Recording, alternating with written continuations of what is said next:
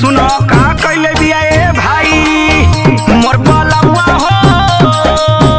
और तो देसी अंदाज में आवा एक करे जा मोर बलवा हो जीरावा बोआ के जाया मोर बलवा हो जीरावा बोआ के जाया अरे जीरावा बोई बड़ा जबरा निका करबा जीरावा बोई बड़ा जबरा निका करबा मोर बलवा हो जीरावा कटवाई के जाया मोर बलवा हो जीरावा कटवाई के जाया मोर बलवा हो जीरावा कटवाई के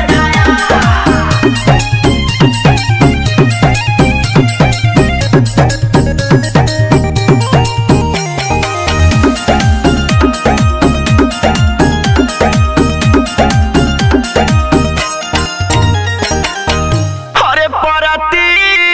पराल बाटे अरे खेतवा ए बलमुआ चल भाई ज्योति देखैला ए सजनवा हो बोला ए हमार कोको का कहतारू ए सजनवा हो खेतवा जोता के जाया ए सजनवा हो खेतवा जोता के जाया अरे खेतवा जोतई बड़ा जबरा निका करबा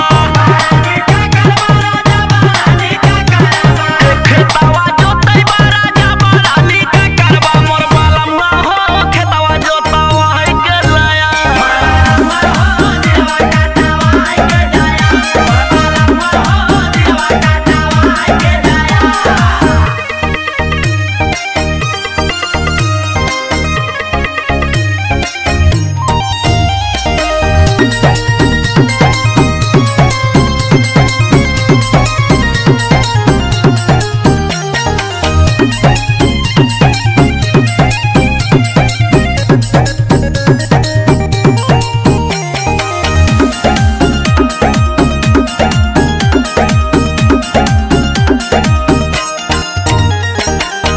हे जय हो तब कमाए